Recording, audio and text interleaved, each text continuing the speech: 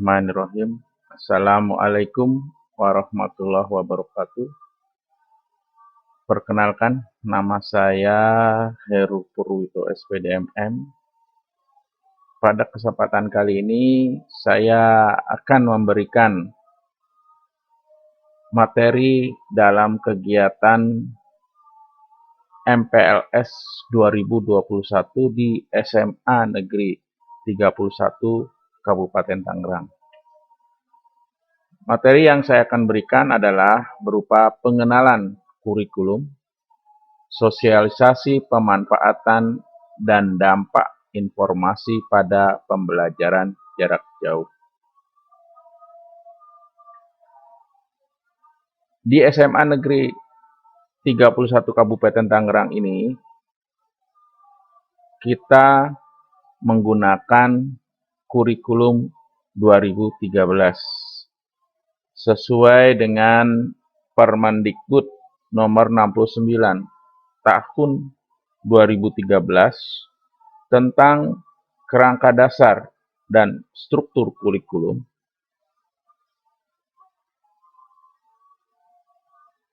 Prinsip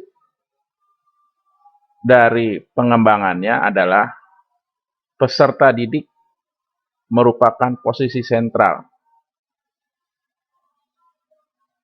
untuk mengembangkan kompetensi peserta didik agar menjadi manusia yang beriman, bertakwa kepada Tuhan Yang Maha Esa, berakhlak mulia, sehat, berilmu, cakap, kreatif, mandiri, berkarakter, berbudi pekerti luhur, dan menjadi warga negara yang demokratis serta bertanggung jawab kepada lingkungan. Untuk mendapatkan semuanya itu dibutuhkan kemampuan yang disebut dengan keterampilan 4C.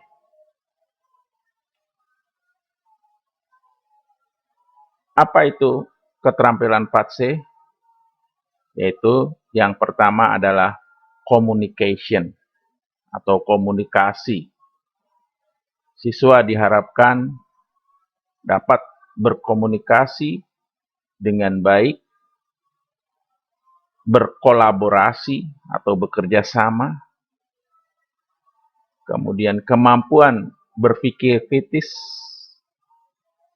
dan juga kemampuan memecahkan suatu masalah, kreativitas, dan inovasi. Untuk mendapatkan keterampilan yang ada ini,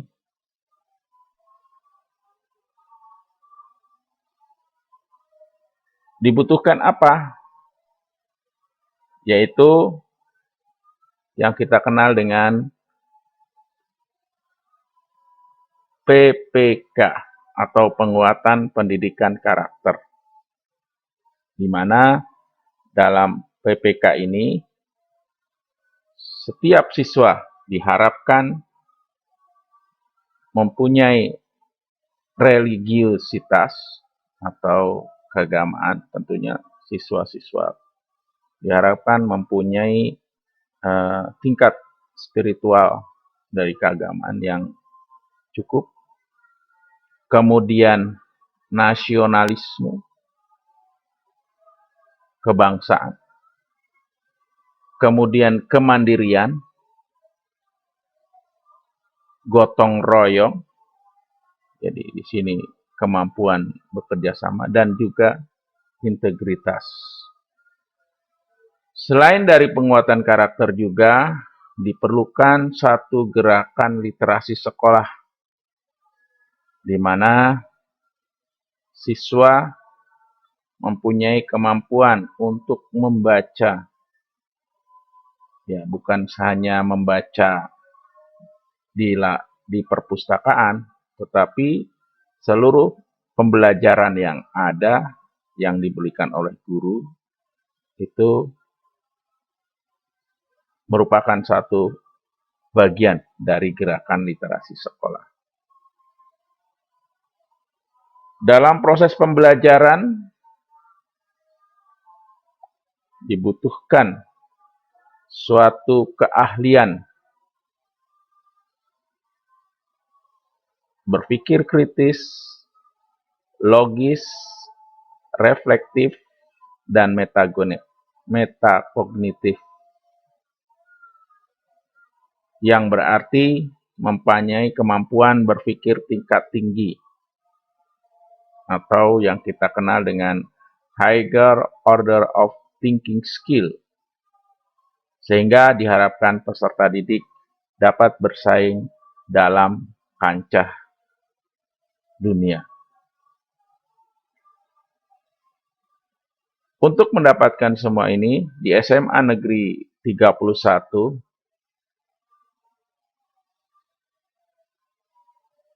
di apa saja yang akan dipersiapkan, apa saja yang akan dinilai.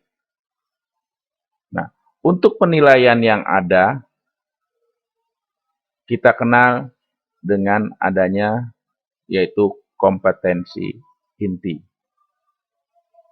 Sikap-sikap yang dinilai dalam kompetensi ini diantaranya adalah sikap spiritual, ini bisa sering disebut dengan KI 1, di mana penilaian yang ada adalah tingkat spiritual dari siswa, keagamaan, kemudian sikap yang kedua adalah sikap sosial, di mana sikap ini adalah sikap misalnya kepada lingkungan sekitar, baik sikap terhadap guru, terhadap orang tua di rumah, terhadap teman-teman, dan sebagainya. Kemudian, penilaian kompetensi yang berikutnya adalah pengetahuan, atau disebut dengan KI 3. Ya. Di KI 3 ini, penilaian meliputi per kompetensi dasar. Ya, di dalam kompetensi dasar ini berkaitan dengan bab pembelajaran, di mana KD atau kompetensi dasar ini, ya, setiap akhir KD itu akan dinilai dengan nilai harian, dan setiap KD ini bisa juga diberikan tugas. Beberapa KD yang ada pertengahan semesternya kita akan ada kegiatan yang kita kenal dengan penilaian tengah semester. Kemudian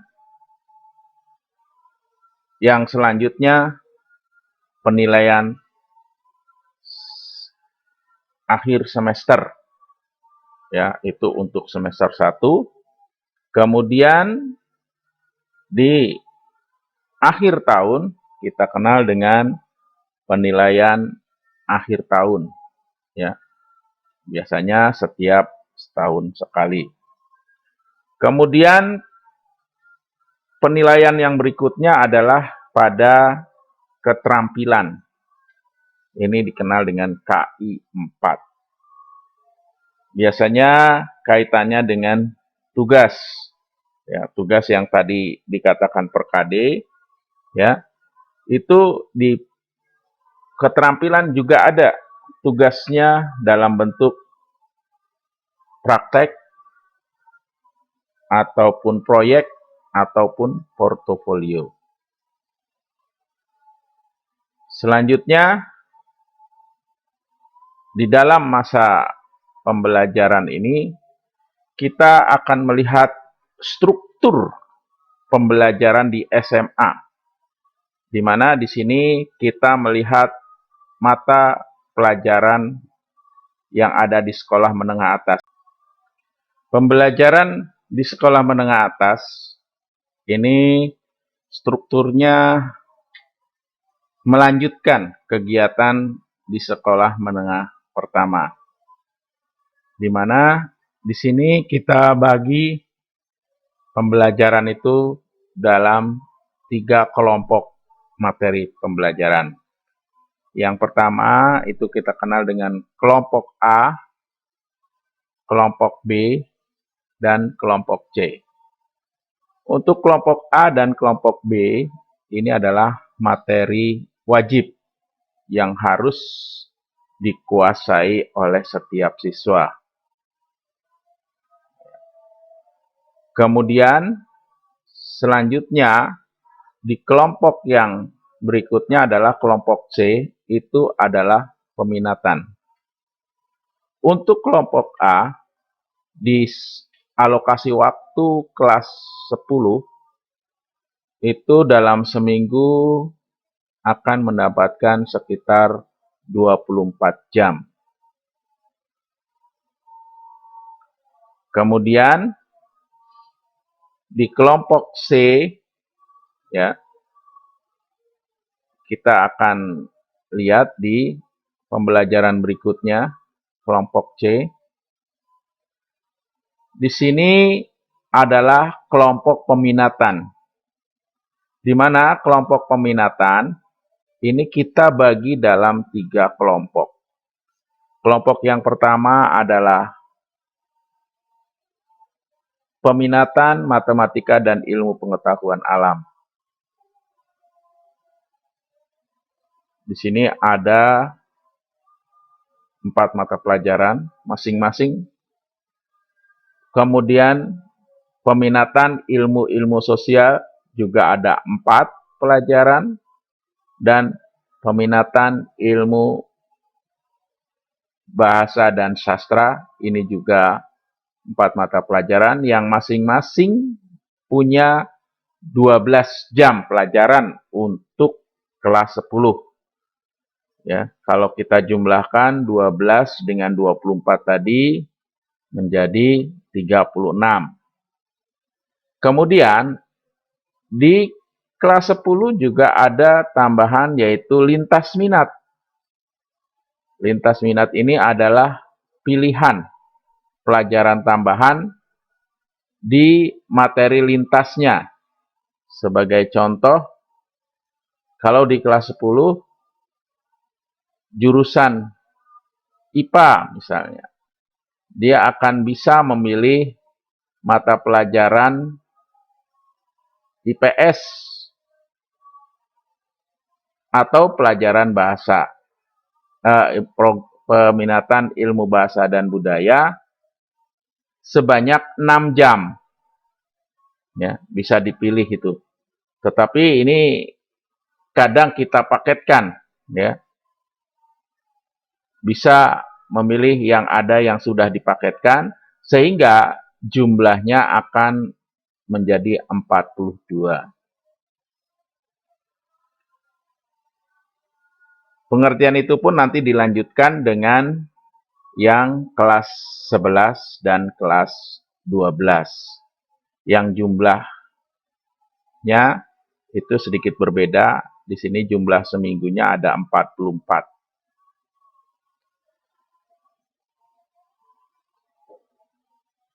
Penjabaran pembelajaran selama 1 minggu dalam 42 jam ini nanti dibentuk dalam kegiatan 1 minggu pembelajaran. Tetapi di masa pandemi yang ada ini, kita harus mengikuti kegiatan secara daring atau pembelajaran jarak jauh. Hal ini kita mengikuti situasi yang diatur oleh pemerintah, yaitu dengan aturan-aturan. Pada kegiatan tahun sebelumnya kita melakukannya dengan kegiatan online. Kalaupun nanti ada proses perubahan lebih lanjut, misalnya sebagian offline ya nanti kita akan lanjutkan dengan kegiatan offline. Dalam beberapa waktu kemarin pernah diajukan 25% siswa hadir dalam 1 minggu. Ya, nanti rencananya berarti 75% di rumah, 25% di sekolah. Jadi kita menunggu perkembangan dari kebijakan pemerintah. Saya kira itu kegiatan pengenalan kurikulum yang ada, ya. Saya akhiri. Terima kasih. Wassalamualaikum warahmatullahi wabarakatuh.